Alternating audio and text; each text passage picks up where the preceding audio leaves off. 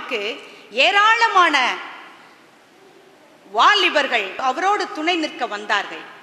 ஆதியாகமம் 14:14 பார்க்கிறோம். 318 பேர் அவருடைய சொந்த வீட்டிலே பிறந்தவர்களாய் பலசாலிகளாய் இருந்திருக்கிறார்கள். இப்படிப்பட்டவர்கள் புறப்பட்டு தன்னுடைய சொந்த சகோதரனுக்கு நேர்ந்த அநீதியை கேட்பதற்கு, தட்டி கேட்பதற்கு செல்லுகிறார்கள்.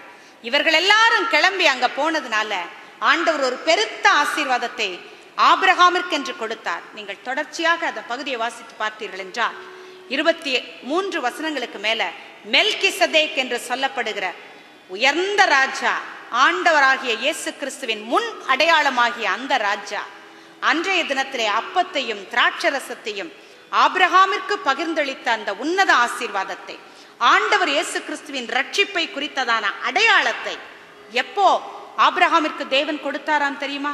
தன்னுடைய சொந்த சகோதரனை அவர் தன்னுடைய பங்கை அவர் பிரித்துக் கொள்ளுகிறேன் என்று சொன்ன போது அவரோடு பகைக்கு நிற்காத போது, வம்பும் புத்தியீனமான பேச்சும் பகையும் குரோதமும் விரோதமும் ஆகாதவைகள் என்று வேதம் சொல்லுகிறதே.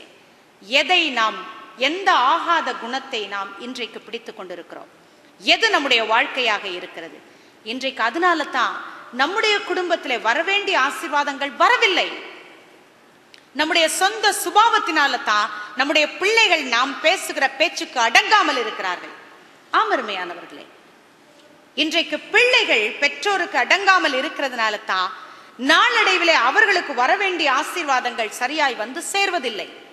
இதெல்லாம் தான் இன்றைக்கு நாம் பார்த்து கொண்டிருக்கிற அவலமான நிலைகள். எத்தனை பேர் மன்னிக்க முடியாமல் தவிக்கிறீர்கள்? குடும்பத்தில் இருக்கிற உறவுகளிலே நமக்கு பகையாய் முன்விரோதமாய் பேசினவர்களை எத்தனையோ பேர் மன்னிக்கிறதில்லை.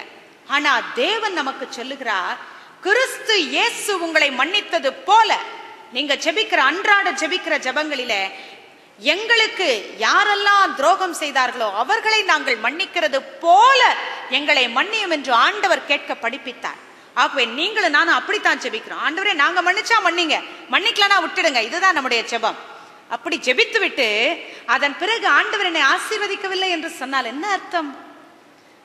நம்ம மன்னிக்கிறதுக்கு தயார் இல்ல. நான் மன்னிச்சேனா என்ன மன்னியும் சுவாமி, நான் மன்னிக்கலனா என்ன விட்டுடும் சுவாமி என்று கேட்கிறோம் இல்லையா?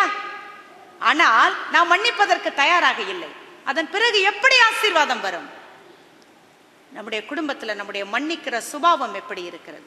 ஒருவன் மன்னிப்பு என்றால் என்ன அர்த்தம் என்று கேட்டானா, மற்றொருவன் அவனிடத்துல சொன்னான், ஒரு நறுமணம் மிகுந்த பூவை எடுத்து கசக்கிட்டு அதன் பிறகு உன் கையில வாசனை எடுக்குதே, அதுதான்ப்பா மன்னிப்பு.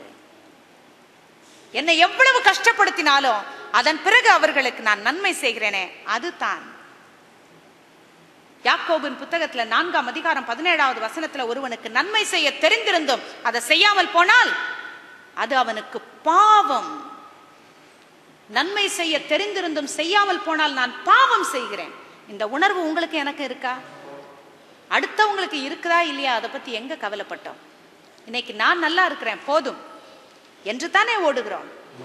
பாவத்தை சம்பாதித்து வைத்து விட்டு அதை பிள்ளைகளுக்கு சொத்தாக சேர்த்து வைத்து விட்டு, அதனால தான் டாக்டருங்க கிட்ட போனோம்னாக்க டாக்டருங்க கேட்குறாங்க, அம்மாவுக்கு இந்த வியாதி இருந்ததா, உங்க பாட்டிக்கு இந்த வியாதி இருந்ததா, உங்க தாத்தாவுக்கு இந்த வியாதி இருந்ததா? ஏன்? சந்ததி சந்ததியா தான் நம்ம பாவத்தை சேர்த்து கரெக்டா வச்சிருக்கிறோமே. அதனால வியாதிகளில யார் கேட்டாலும் கேட்கலனாலும் டாக்டர் கரெக்டா கேட்பார், யார் கேட்டாலும் கேட்கலனாலும் வக்கீல் கரெக்டா கேட்பார். இதுக்கு முன்னால என்னென்ன சொத்து தகராறு நடந்திருக்குது, என்னென்ன குடும்ப பிரச்சனை இருந்திருக்குது என்று யாரெல்லாம் கேட்கறாங்க பாத்தீங்களா? யாருகிட்டலாம் நம்ம போகவே கூடாதுன்னு நினைக்கிறோமோ அவங்க கிட்ட கரெக்டா போய் அறிக்கை செய்யறோம். ஏன் இந்த நிலைமை? கர்த்தரிடத்துல அறிக்கை செய்யல, அதனால தான். ஏன் இந்த நிலைமை? கர்த்தர் சொன்னதை கேட்கறதுக்கு தயாரா இல்லை, அதனால தான். ஆமருமையானவர்களே, சமாதான கட்டினாலே ஒருவரை ஒருவர் தாங்கிக் கொள்ள வேண்டுமா? ஆண்டவர் அதைத்தான் இன்றைக்கு நம்மோடு பேசுகிறார். இன்றைக்கு எத்தனை பேரை மன்னிச்சிருக்கிறோம்? யாரை மன்னிக்கிறோம்? மன்னிக்கிற உறவு என்றால் எப்படி இருக்கிறது? இல்லையே, அது மறக்கப்பட்ட ஒரு குணாதிசயமாக மாறிவிட்டதே. இன்றைக்கு அதன் பிறகு ஆண்டவரிடத்துல ஆசீர்வாதங்களை கேட்டு என்ன பயன்? எசேக்கியேல் 16 ஆண்டவர் சொல்றாரு, நிர்விசாரமாய் இருக்கிறாய் நீ. உன்னிடத்துல எல்லாத்தையும் குறிச்சு ஒரு நிர்விசாரம் இருக்கிறது. என்ன இப்போ நான் இருக்கிற வரைக்கும் சாப்பிடுவேன் என்று எண்ணிக்கொண்டிருக்கிறாயோ, ஆண்டவருடைய வருகையின் நாளிலே நீ எங்கே நிற்பாய்? நாட்கள் செல்லும் என்று எண்ணிக்கொண்டிருக்கிறாய். கண்களை ஏறெடுத்து பாருங்கள். யோவான் 4:35 பார்க்கிறோம். கண்களை ஏறெடுத்து பாருங்கள், இப்பொழுதே அறுப்புக்கு வயல் நிலம் தயாராக இருக்கிறது. நீங்க நினைக்கிறீங்க இன்னும் நாள் ஆகும், இன்னும் நாள் ஆகும். உலகம் சொல்லுகிறது ஆண்டவர் இயேசு கிறிஸ்துவின் வருகையை குறித்து, அவர் வருகை சீக்கிரம் என்று. இன்றைக்கு இருக்கிற விஞ்ஞானம் சொல்லுகிறது அவர் வருகை சீக்கிரம் என்று. பிசாசு சொல்லுகிறது அவர் வருகை சீக்கிரம் என்று. துன்மார்க்க படங்கள் எடுக்கிறவர்கள் சொல்லுகிறார்கள் அவர் வருகை சீக்கிரம் என்று. நீங்களும் நானும் நிர்விசாரமாய் இருக்கிறோம், அதை பற்றி கவலை இல்லாமல் இருக்கிறோம். கர்த்தர் சமூகத்தில் நிற்கும் பொழுது என்ன பதில் சொல்லுவோம்? இன்றைக்கு ஆண்டவர் அதைத்தான் சொல்லுகிறார். ஒரு கூட்ட ஜனங்களோடு நாம் கர்த்தரிடத்துல நிற்க வேண்டியவர்கள். அவர் முன்னால நாம போய் நிற்கிறதுக்கே தகுதி இல்லாம பழிவாங்கும் படலம் நடத்தி கொண்டிருக்கிறோம். கல்யாணம் ஆரம்பிச்ச நாள், கல்யாணம் ஆன நாள்ல ஆரம்பிக்குது பழிவாங்கும் படலம். ஏன்? பெண்ணு வீட்டுல என்னென்னவெல்லாம் கேள்விகள் கேட்டார்கள் என்பதை பெண் மனசுல அடி மனசுல எழுதி வைத்துக் கொள்ளுகிறார். கல்யாண தன்னைக்கு நடக்கிற தடபுடல் சண்டைகளிலே எதெல்லாம் அவளுக்கு விரோதமாய் பேசப்பட்ட காரியங்கள், அவளை எதிர்த்து அவளுடைய குடும்பத்தாரை அவமதித்து அவளுக்காக இழைக்கப்பட்ட அநீதிகளை எல்லாம் இருதயத்தின் அடியில எழுதி கொள்ளுகிறார். கல்யாணம் ஆயிட்டு வந்த நாள்ல இருந்து பழிவாங்கும் படலம் ஆரம்பிக்குது. உண்மையா இல்லையா? அதன் பிறகு அதற்குரிய பதில் அவங்க செலுத்துற வரைக்கும் விட மாட்டீங்க. உண்மையா இல்லையா? இது நம்முடைய வாழ்க்கை என்றால் நாம் தேவனை அறிந்தவர்கள் அல்ல. தேவனை அறிந்திருக்கிறேன் என்று சொல்லியும் தன் சகோதரனை பகைக்கிறவன் இன்னமும் இருளில் இருக்கிறான். 1 யோவான் 2:9 சொல்றார், இன்னமும் நீ இருளிலே இருக்கிறாய், ஆனால் நீயோ தேவனை நேசிக்கிறதாய் சொல்லுகிறாய் என்று ஆண்டவர் பரிதவிக்கிறார்.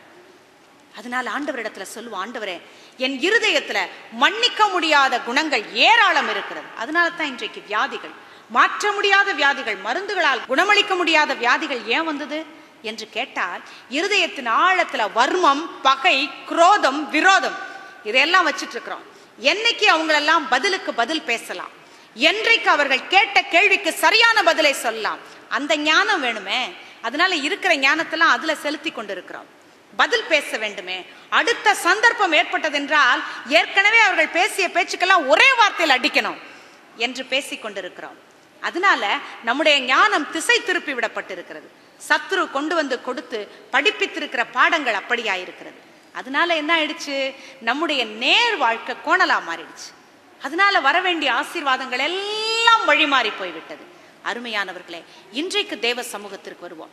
தேவனிடத்துல சொல்லுவோம், தேவனே என் வாழ்க்கையில, என் குடும்பத்துல சமாதான கட்டினால் என் குடும்பத்தாரை பார்ப்பதற்கு. இன்னைக்கு ஆண்டவர் கொடுத்திருக்கிற மகா பெரிய ஒளியின் ஆயுதம் நம்முடைய பற்கள் தான். அதை காண்பிக்கிறதே இல்லை யார்கிட்டையும், இல்லையா? இன்னைக்கு உலகம் இருக்கிற இருப்புல ஒரு நாளைக்கு 5 முறை ஒரு மனிதன் சிரித்தால் அது அதிசயமா. அவன் அந்த 5 முறையும் சிரிக்கிறது டிவி பெட்டி முன்னாலயா. பாத்தீங்களா வாழ்க்கைய? இப்படித்தான் இருக்கிறோம். மனிதர்களை பார்த்து நாம் சிரிக்கிறதற்கு மறந்து போனோம். காலையில எழுந்தோன்னு ஒரு வீட்டுக்குள்ளார போனீங்கன்னா என்ன இன்பமா இருக்கும். மாறி மாறி ஒவ்வொருவர் பேசுகிற பேச்சுக்களையும் கேட்டா உங்க வீட்டுக்கு வந்து காலையில பார்க்கணும் எப்படி இருக்கணும், இல்லையா? அந்த அவசர நேரத்துல ஒருவர் மீது ஒருவர் எரிந்து விழுகிற அந்த எரிச்சல்கள், நாம் பேசிக்கொள்ளுகிற பேச்சுக்கள், இந்த குடும்பத்துல நாம இருக்க வேண்டியவர்கள் தானா என்ற கேள்விக்குறி இருக்கும், இல்லையா? அருமையானவர்களே, ஒரே ஒரு நாள் டேப் போட்டு விட்டுருங்க. காலையில எல்லாரும் பேசுறது அப்படியே அது ரெக்கார்ட் ஆகட்டும். நமக்கே வெட்கக்கேடா இருக்கும், இப்படி பேசி இருக்கிறோமா? ஆம் அருமையானவர்களே, நம்மையும் அறியாமல் நாம சொல்றோம், நான் எவ்வளவு அன்பு வைத்திருந்தேன் தெரியுமா என்று சொல்லுகிறோம். எவ்வளோ அன்பு வச்சிருந்தேன். எங்க காட்டினீங்க? பிள்ளைகளும் சொல்லுவாங்க, நாங்களும் எவ்வளோ அன்பு வச்சிருந்தோம். ஆனா ஒருவரை ஒருவர் பகைத்திருப்பார்கள், வாழ்க்கையில தூரமாய் வாழ்கிறார்கள். காரணம் என்ன? ஒருவரோடு ஒருவர் அன்பை வெளிப்படுத்தாத நிலைமை. உங்கள் அன்பு மாயமற்றதாய் இருப்பதாக பவுல் அப்போஸ்தலர் சொல்றார். ரோமருக்கு எழுதின நிருபம் 12வது அதிகாரத்துல அவர் சொல்றார், உங்கள் அன்பு மாயமற்றதாய் இருப்பதாக. இன்னைக்கு பிள்ளைகள் எல்லாம் எப்போது பார்த்தாலும் இருதயத்துல மாய்மாலத்தை சிந்தித்துக் கொண்டு தங்களுக்கு காரியமாக வேண்டும் என்றால் அன்போடு இருக்கிறார்கள். ஏன்? பெற்றோரும் அதே நிலைமை.